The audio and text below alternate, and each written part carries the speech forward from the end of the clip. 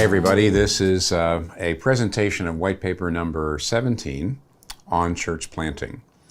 The first thing I want to talk about is what I would call the specificity, flexibility tension when it comes to speaking to church planters about how to go about church planting. The specificity, flexibility principle.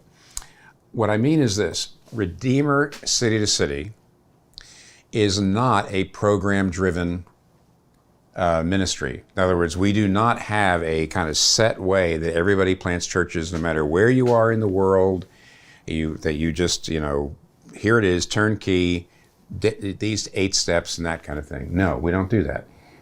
We're all on contextualization. We're helping national leaders to start churches in their own countries, and so we do not dictate those things. So there's huge flexibility.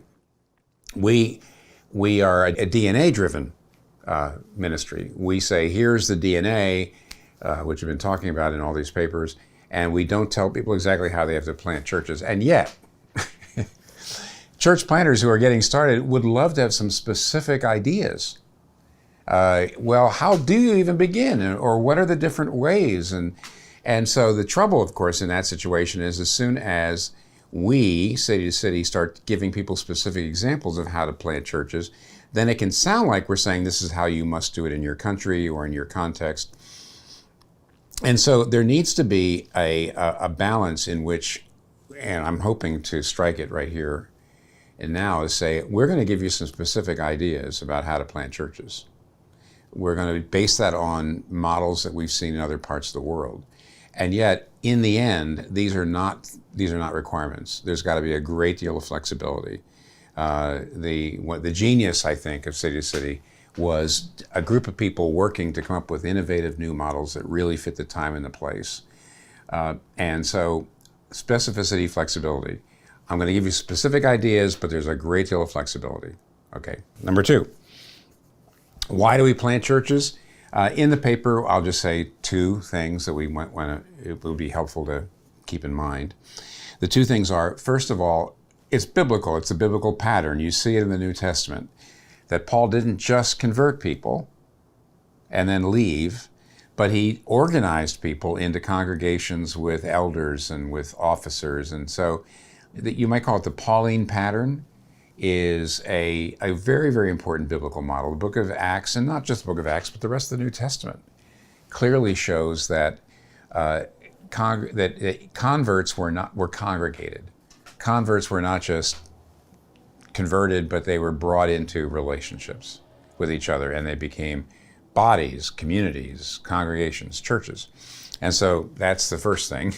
The second is the reason to do church planting, especially people would say, well, why do church planting in parts of the world where there's already a lot of churches?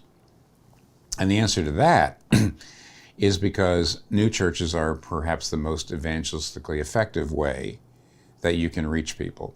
It is very often said and claimed that new churches are better at reaching new generations and new immigrant groups and new people groups.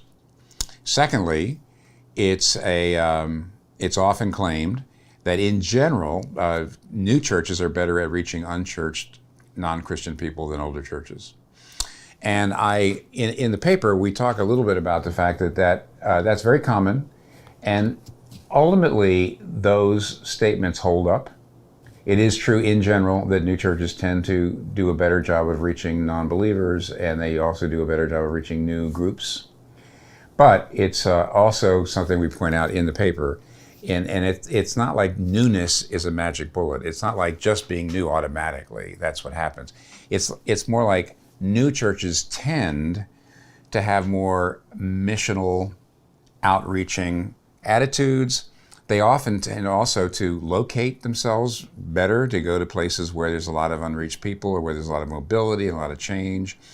Very often, church planters have an evangelistic heart. So it's not automatic that a new church reaches new people and non-believers better. Nevertheless, in general, that's another reason to start new churches, and that is that it is, frankly, there's less opposition in a new church, brand new church, to reaching out to non-believers than there is in old churches, where very often the members' vested interests reign and rule. Third, there are different kinds of church planters, and I'll mention three that the church planting literature talks about. And depending on your part of the world, you may find one of these three kind of odd, or you don't know, you've not heard of it, but all three exist. I'm going to call them what some other people call them pastoral church planters, catalytic church planters, and apostolic church planters. A pastoral church planter, which is, at least in North America, tends to be the what most people consider the only model. A pastoral church planter is a person who comes very often on the pastor's own, not in the team, and plants the church and then stays as the permanent pastor. A catalytic church planter is someone who comes very often with a team, starts a church, and when the church grows to a certain spot, leaves the church to start a daughter church, very often with part of the team. And so catalytic church planters move more rapidly, and they move from place to place, and they don't just start the church and then grow the church, they start the church and then give it to someone else to grow. And finally, you have apostolic church planters, and these are people who very often start a church, and as the church grows, they make they stay there, but they make that particular church a major hub for church planting. And very often that the church gives the apostolic church planter a lot of time to spend training all the other leaders and getting out to other churches. And the apostolic church planter is really seen as a movement leader, but stays home at the church. So those are the three. Read about them: pastoral, catalytic, apostolic. You say, well, which is the right one, or how do we do? It depends, on a lot of things. It depends on how affluent or poor the communities are. It depends a great deal on the gift mix of the church planters. So it depends on many, many things. Fourth, and this is a very big one, what are the traits or the characteristics of church planters? In other words, if you're trying to assess whether you should plant a church, or if you're trying to assess whether somebody else should plant a church, what are the characteristics you ought to be looking for? In the paper, I do an awful lot of, a lot of throat clearing, because it's very important that, it's more important for the church planter in some ways to have the gifts that every Christian ought to have, the character. They ought to be extremely spiritually mature. They ought to know the Bible. I mean, to a great degree, it is, well, I shouldn't say to a great degree. It is simply the case that a lot of people forget that what a church planter needs is godliness above all, and spiritual maturity above all. And in a sense, the church planter needs to be great at being a Christian and just great at being a minister. But then, are there some things that are, you might say, specific to church planters that they need if they're going to plant churches? And even though I'm going to give you a caveat, because the last thing I'm going to talk to you about in a minute is two basic models of church planting, and to some degree the gifts depend on which model you're using.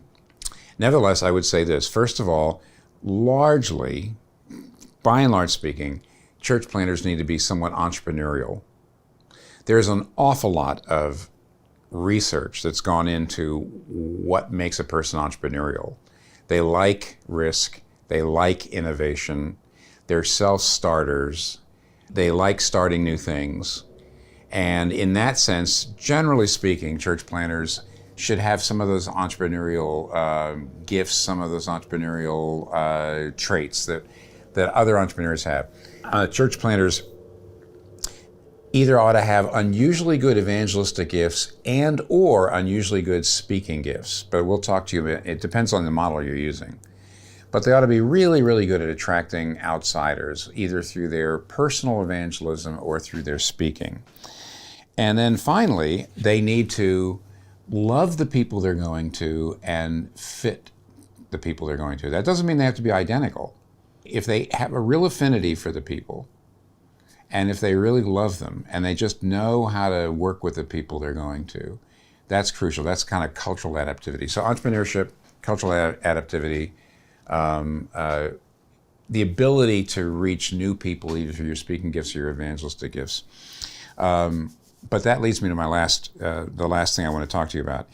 There are a lot of models of church planting, and anybody who reads the literature, they're going to give you all kinds of models. But my experience after many, many decades is that there are, roughly speaking, two models. There's models that they start with a very small number of people, and they basically do lots and lots of evangelism, and they gather a core group very slowly, largely by converting people. And then later on, they go to corporate worship, where they start to have worship celebrations. The other approach is to go to the worship celebration quickly. It usually means you start with a core of more people. You seek to go to the worship celebration more quickly. And then after the worship celebration, you start to evangelize. If you're doing what I would call the church, planting a worship site model, a worship launch model, then the minister probably needs to be a pretty good speaker. If you're doing the pioneer evangelist approach, I think the minister doesn't have to be necessarily as a good speaker, but needs to have real outgoing gifts. Doesn't necessarily have to be a super extrovert, but just has to be really, really good with new people, disarming them, enabling them to really share, and leading people to Christ. So those two models really will determine a great deal about what the traits ought to be for the church planter, and also whether it's going to be a team or it's not going to be a team, and so forth. But that's it. There's a lot more in the white paper than that, but that kind of gives you an overview of the main points. And ultimately, there's nothing more important to City than church planting. And be looking forward to talking to more people about this. Thanks.